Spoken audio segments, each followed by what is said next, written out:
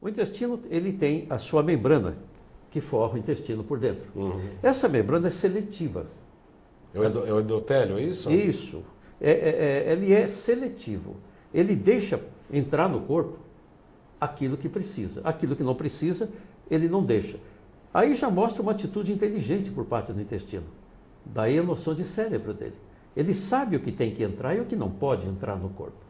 Porém, devido à disbiose, que é a alteração da flora intestinal, o crescimento de flora ruim, disbiose, uso de pílula anticoncepcional, uso de antibióticos, uso de corticoides, anti-inflamatórios, tudo isso agride a mucosa do intestino e vai o quê? Lesar essa membrana. Aquele cimentinho que une as células, ele é destruído. Então começa a entrar substâncias no intestino que não deveriam entrar. O intestino perde essa capacidade seletiva. E entram substâncias estranhas, proteínas mal digeridas, bactérias, fungos. Isso tudo vão formar imunocomplexos que vão provocar uma reação do sistema imunológico. Se algum desses imunocomplexos tiver uma semelhança com algum tecido nosso, o sistema imunológico vai atacar não só aquela substância, mas o nosso tecido também. Pronto, nasceu a doença autoimune. Então, toda doença autoimune tem relação com o intestino. Doutor Kader, eu tenho tido uma experiência bastante interessante no consultório que diz respeito aos tratamentos das patologias principalmente depressão, insônia e por aí vai. Como o senhor sabe, eu fiz psicopatologia, eu sou especializado nisso, acupuntura e depressão é a minha monografia, e cada vez mais eu entendo que nós, com atender a depressão, a gente tem que fazer primeiro passo, além da acupuntura e outros florais, alquimia e quânticos, etc., também uma reforma no padrão alimentar. Tanto é que eu costumo pedir, primeira coisa, retirar o leite e glúten dessas pessoas e depois, obviamente, uma indicação do nutrólogo, do nutricionista, para fazer uma recuperação desse intestino junto com a terapia energética e psicológica. O que o senhor acha disso? Olha, corretíssimo. O intestino influi, inclusive, nos nossos pensamentos, nos nossos sentimentos. Na verdade, você é aquilo que o seu intestino é. Muitas substâncias que vão produzir os neurotransmissores que combatem a depressão, como serotonina, dopamina, noradrenalina, eles dependem de substâncias que o intestino tem de absorver. Então, não basta que você ingira um determinado nutriente, ele precisa ser absorvido. E nem sempre isso acontece. Existem diversas razões, como essa de alteração da parede. Essa chamada síndrome da hiperpermeabilidade intestinal. A hiperpermeabilidade intestinal é uma doença terrível, porque ela deixa entrar um monte de coisas. E nisso eu incluo os metais pesados. Mercúrio, chumbo, alumínio, cádmio. E você sabe que esses metais pesados também vão ao cérebro e impedem a produção dos neurotransmissores do bem-estar, como a serotonina, a dopamina, e impede a absorção de muitas substâncias importantes para o organismo. Além dos metais pesados, eu não posso deixar de citar a Cândida albicans, a famosa cândida que causa as candidíases frequentes que dão muito trabalho às mulheres no âmbito genital. Mas as cândidas vivem no nosso intestino e, se elas predominarem, a quantidade de cândida for muito grande, elas acabam conseguindo penetrar pela parede do intestino utilizando aquelas aberturas anômalas que tem. E um alerta para quem usa aspartame, que é um adoçante aí utilizado pelo pessoal. O aspartame, a cândida adora aspartame. Ela forma uma enzima chamada aspartato protease, que faz com que a cândida penetre não só na parede intestinal, abrindo mini buracos na parede, mas isso vai para o sangue, é levado ao cérebro, abre também um buraco na barreira hematoencefálica, a cândida penetra no cérebro e causa depressão, porque impede a produção de serotonina e de dopamina. A cândida. A cândida albicans, famosa cândida. Então, nós temos que controlar a presença da cândida no nosso intestino. Isso é muito importante. O que faz a cândida crescer? Farinhas refinadas, farinha branca, açúcares. O açúcar é um veneno. Mas também o refinado? O refinado. O açúcar refinado, principalmente farinha refinada, tudo que é refinado. Você vê que a diabetes está aumentando também epidemicamente. É uma doença, cada vez tende a aumentar mais. É o alto consumo de carboidratos, principalmente carboidrato refinado. sabe? Olha, se você tem um filho e gosta do seu filho, nunca deixe o refrigerante entrar na sua casa. Nunca, né? Nunca. Se existe o pior alimento do mundo, você perguntar para mim, Cáter, qual é o pior alimento do mundo? Eu vou colocar em primeiro lugar refrigerante diet, em segundo refrigerante comum. O diet é até pior. É pior né? ainda. Tá? Alimentos, se você tornar o seu corpo ácido, você está sujeito a ter um monte de doenças graves, como câncer, infarto, derrame, que só ocorrem em ambiente ácido. Isso eu queria lhe perguntar, o pH do intestino, Dr. Cáter. O intestino tem que ser mantido num ambiente Alcalino.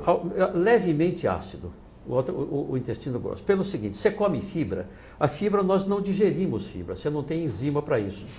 Mas as fibras que você ingere são fermentadas pelas boas bactérias intestinais. Tá?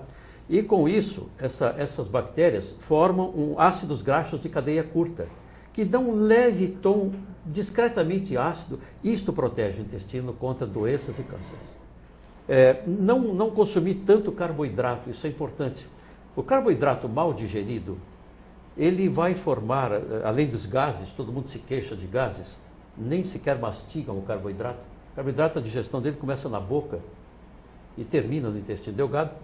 Precisa mastigar muito o carboidrato e não comer uma quantidade tão grande do próprio. O carboidrato mal digerido, ele propicia o crescimento de uma bactéria intestinal ruim chamada Clostridium difficile. O Clostridium difficile causa um estrago muito grande no intestino e favorece o crescimento de cândida. Além disso. Então é preciso muito cuidado. Vocês têm que evitar o consumo de farinhas refinadas. Não use açúcar branco, não fica comendo doce, pão branco, macarrão branco, arroz branco, sabe? Diminua o amido da alimentação. E para combater o processo já instalado, o que o senhor recomenda, doutor? Probióticos, principalmente. Probióticos. Todo mundo devia fazer uso de probióticos, são compostos de lactobacilos. Quanto mais famílias de lactobacilos contiver no probiótico, melhor. E sempre numa quantidade grande, no mínimo 5 bilhões de unidades formadoras de colônia por ml. Isso é importantíssimo. E no Brasil a gente não tem probióticos tão bons assim. Na Europa e também em outros países é proibido os agrotóxicos que se usam aqui no Brasil, além dos transgênicos que são amplamente utilizados aqui no Brasil. Onde nós vamos parar, doutor Cáter? É difícil. Nós vamos precisar de pelo menos mais uma geração para ver os efeitos disso. O Brasil é o maior consumidor de agrotóxico do mundo. E a legislação brasileira não faz nada para impedir isso. Essas grandes empresas produtoras de agrotóxicos estão deitando e rolando, como a gente diz. E o brasileiro se intoxicando cada vez mais de agrotóxicos. Evidentemente, eles agridem a parede do intestino também, causando aquela síndrome de hiperpermeabilidade intestinal, né? E causando disbiose. E olha, se existe uma coisa que é uma verdadeira bomba para o indivíduo, é a combinação de aumento da permeabilidade intestinal junto com uma disbiose intestinal, é uma bomba. O cara vai ter problemas sérios. Como perceber que há já uma desbiose em andamento? Como que a pessoa pode achar que tem uma infecção, por exemplo? Começa os processos de diarreia? Você tem que fazer cultura, você pode fazer cultura de fezes. Além do exame de fezes protoparasitológico, você pode fazer cultura, você pode pedir uma prova coprológica funcional para ver se as enzimas que digerem os alimentos estão sendo convenientes, né? Se você encontrar nas fezes muco, provavelmente o pâncreas não está funcionando bem. Se você encontrar gordura, a lipase não está funcionando bem. Se encontrar sangue, alguma coisa vai estar errada, pode ser até grave. Então, a análise das fezes, e uma coisa importante, vocês têm que aprender a olhar suas fezes. Sabe? Se elas afundam, se boiam, as fezes melhores são as que boiam na água. As que afundam já mostram que sua microbiota não está tão boa assim. Você deve ter algum tipo de desbiose. O que dizer desses medicamentos que promovem a não absorção de gordura pelo intestino com umas promessas de emagrecimento? Isso é uma loucura. É uma loucura. Eu quando vejo um negócio desse, me lembra muito aquela famosa frase de Jesus Cristo: Pai, perdoai-os, não sabem o que fazem. Não pode, gente. A gordura é importante. Primeiro, gordura não é nada do que dizem. Gordura é saudável, útil, necessária. 30% do seu corpo é gordura. Tá? E a absorção da gordura é importante. Se você inibe a absorção de gordura, você está inibindo gorduras importantes, as boas, porque tem as boas e as más. Você está inibindo as boas também. Você está inibindo a absorção de vitaminas lipossolúveis, vitaminas que são solúveis em gordura, A, D, E e K, principalmente. Então, essa substância, o orlistat, ele acaba inibindo a produção dessas vitaminas e das boas gorduras, sabe? Todo mundo mete o pau aí no coitado do colesterol LDL, por exemplo, dizendo que ele é chamado mau colesterol. Um dia ainda vão se arrepender de tê-lo chamado de mau colesterol. Ele vai se rebelar. Vai. Uma coisa que muita gente não sabe, acredito até que muitos colegas talvez não estejam a par, existem 11 tipos de LDL. Apenas 2 são ruins, 9 são úteis. E no exame são todos, Não, no exame generalizado. eles não conseguem detectar. Pedir dosagem de colesterol e triglicérides dá apenas 40% de medida de risco cardiovascular. Eu tenho um médico amigo meu que normalmente ele desafia os cardiologistas a comprovarem que os acidentes vasculares cerebrais e tanto os infartos também na área do coronária são provocadas pelo colesterol. É só você ver o seguinte, 50% a 60% dos infartados têm colesterol normal ou até baixo, Baldan. 50%. 50% ou mais, até tem estatística mostrando 60%. E é preciso muito cuidado quando você vê estatística. Nós médicos não somos muito bons em estatística. E é muito fácil a gente ser engabelado por manobras estatísticas. Quando você vê aí receitar um determinado remédio para baixar colesterol, que tem uma eficácia de 46%, se você for analisar profundamente aquela estatística, ela foi manipulada, portanto. É menos de 1%. Menos de 1%. Menos de 1% de útil. Você precisa tratar 500 pacientes para salvar um, uma estatina de infarto do miocárdio. Não vale a pena. Não vale a pena. Os riscos que as estatinas trazem, por exemplo, à população são danosos. Hoje no consultório, atendi um paciente tomando uma estatina, um fibrato para baixar o colesterol e o triglicérides. Eu perguntei, o senhor está tomando coenzima Q10? Ele falou, não sei nem o que é isso. Eu falei, o senhor devia tomar. Porque ao usar uma estatina, o senhor está baixando o colesterol, mas o senhor está baixando também coenzima Q10, que é o maior protetor do coração. O senhor médico não lhe deu? Não, não deu. Eu falei, então eu vou lhe dar.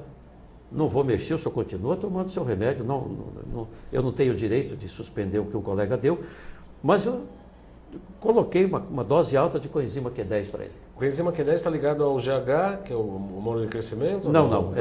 Ela é uma substância altamente protetora do músculo cardíaco. Ela é um antioxidante, é uma substância fantástica. E as estatinas inibem a produção da enzima produtora de colesterol. E essa enzima, quando inibida, ela não produz colesterol, mas também não produz coenzima Q10, que é o melhor protetor do coração. Então, gente, é preciso um pouco de cuidado na administração de remédios. Remédio não é uma coisa natural. Doutor Cate, para encerrar, intolerância a glúten. Certo, o glúten é uma controvérsia muito grande. É claro que vamos ao extremo, quem tem doença celíaca, por exemplo, não pode comer glúten de jeito nenhum, porque ele vai passar mal. A maioria das pessoas podem até aceitar um pouco de glúten, mas, sinceramente, o glúten não é uma das proteínas mais saudáveis que a gente pode ter. Só para você ter uma ideia, de 20% a 25% dos esquizofrênicos têm altos anticorpos contra a gliadina, que é uma das proteínas do glúten. Então você vê que o glúten interfere até mesmo no nosso comportamento. É preciso muito cuidado com o glúten. Realmente, se pudéssemos nos livrar dele, seria melhor. Seria melhor.